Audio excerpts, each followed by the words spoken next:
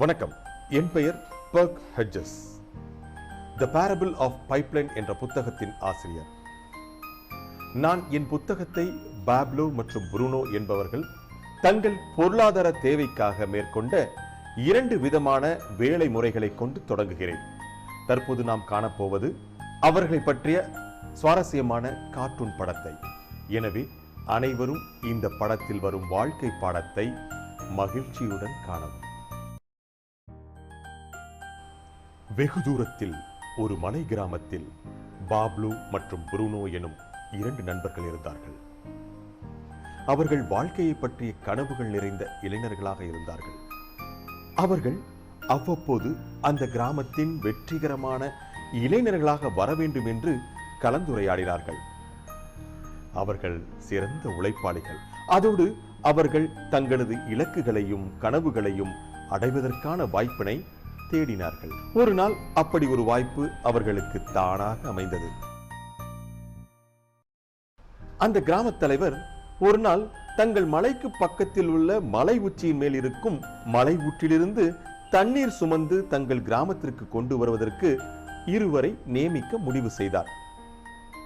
அவர்கள் சுமந்து கொண்டு வரும் நீரின் அளவிற்கு ஏற்ப ஊதியமும் நிர்ணயிக்கப்பட்டது.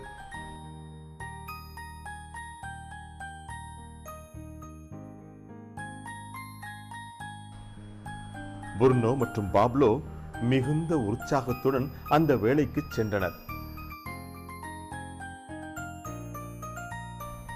ஒவ்வொரு நாளும் காலை முதல் மாலை வரை வாளியில் கடினமாக உழைத்து கிராமத்திற்கு தண்ணீர் கொண்டு வந்தனர். மாலையில் அன்றைய கூலியுடன் வீட்டிற்கும் சென்றனர்.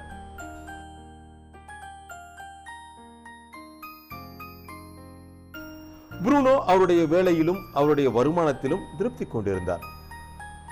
மேலும் அவருடைய கனவுகளையும் லட்சியத்தையும் அடைவதற்கு இந்த வேலை உதவும் என்று நம்பினார்.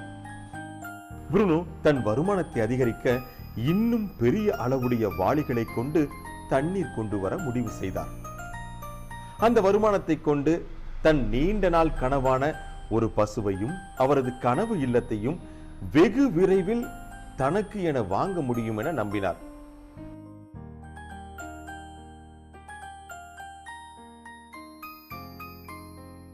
ஆனால் பாப்லோ திருப்தி அடையவில்லை.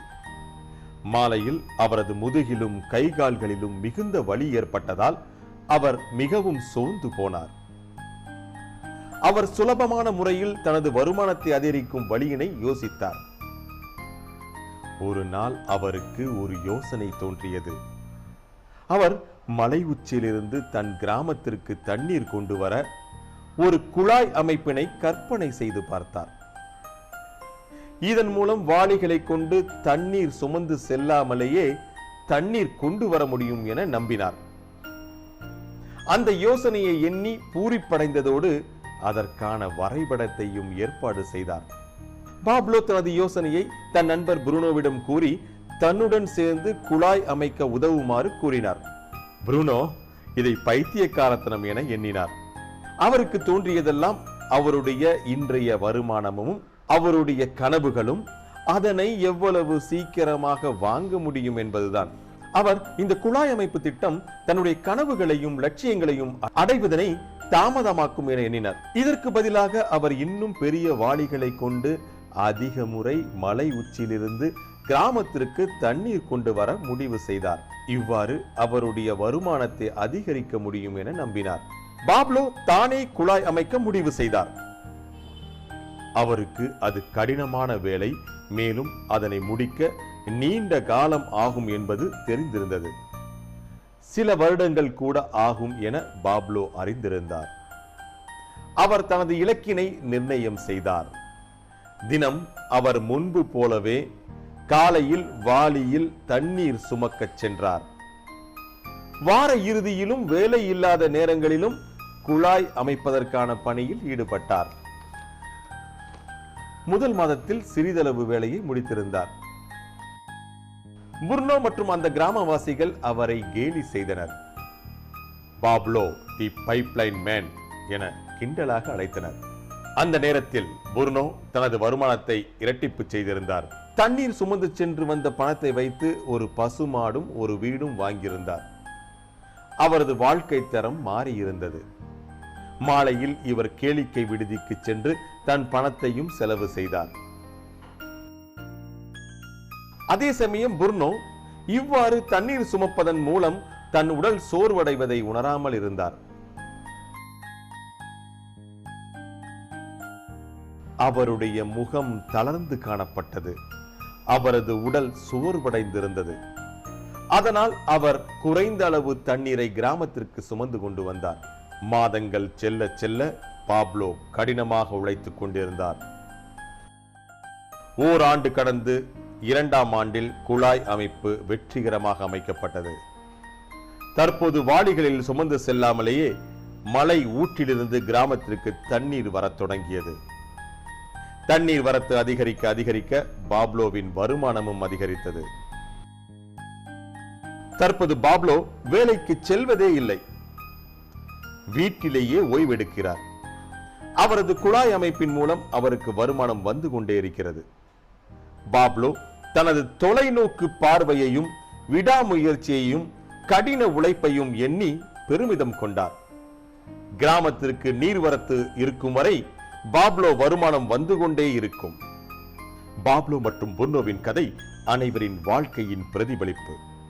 அவர்களது வேலை நம்மில் பலரது வேலையைப் போலவே அமைந்திருக்கிறது. புர்னோ தனது வருமானத்தை மலை உச்சியிலிருந்து கிராமத்திற்கு வாளியில் சுமந்து செல்வதன் மூலம் பெற்றார். புர்னோ அவரது வருமானத்தை அதிகரிக்க கிராமத்திற்கு மலை ஊற்றிலிருந்து அதிக முறை தண்ணீர் சுமந்து சென்று வர வேண்டியிருந்தது. மேலும் பெரிய வாளிகளை கொண்டு தண்ணீர் சுமந்து வர வேண்டியிருந்தது. நம் வாழ்க்கையிலும் பலர் தங்களது வருமானத்தை அதிகரிக்க கடினமாக உழைக்கின்றனர்.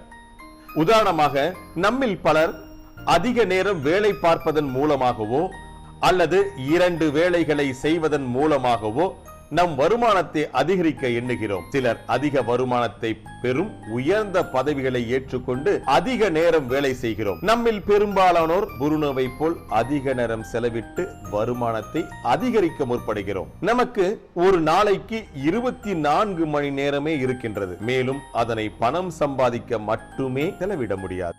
நம்முடைய வயது முதிர்ச்சியினாலோ அல்லது உடல் நல குறைவினாலோ நம் நேரத்தை செலவிட முடியாத காரணத்தால் நம் வருமானம் பாதிக்கப்படும் சூழல் ஏற்படுகிறது. வருமானம் நின்றே கூட போய்விடுகிறது. இப்போது பாப்லோ செய்ததை கவனியுங்கள். அவர் தனது முழு நேரத்தையும் வேலையில் செலவிடவில்லை. பதிலாக அவர் குழாய் அமைக்கும் பணியில் ஈடுபட்டார். குழாயில் கிராமத்திற்கு தண்ணீர் செல்லும் வரை தனக்கு நிச்சயமாக வருமானம் வரும் என அறிந்திருந்தார். அவருடைய நேரத்தை சரியான வழியில் செலவிட்டதால் நிரந்தர வருமானம் கிடைத்தது. பாப்லோ ஒரு நாள் அவரது வயது முதிர்ச்சி காரணமாகவோ அல்லது உடல் நல குறைவின் காரணத்தாலோ தன் நேரத்தை செலவிட்டு வருமானம் பெற முடியாது என அறிந்திருந்தார். பாப்லோவிற்கு தன் குழாய் அமைப்பு திட்டத்தில் முதலில் குழாய் அமைப்பது மட்டுமே கடினமான வேலை என்று தெரிந்திருந்தது.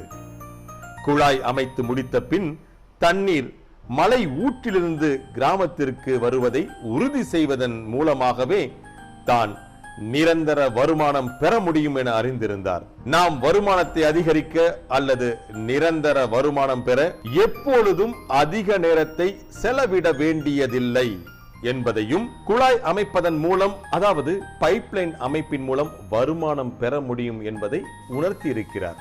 இப்போது நீங்கள் புர்னோவை போல் அதிக நேரம் மற்றும் கடின உழைப்பின் மூலம் உங்கள் வருமானத்தை அதிகரிக்கப் போகிறீர்களா? அல்லது பாப்லோவை போல் பைப்லைன் அமைப்பின் மூலம் நிரந்தர வருமானத்தை பெற விரும்புகிறீர்களா?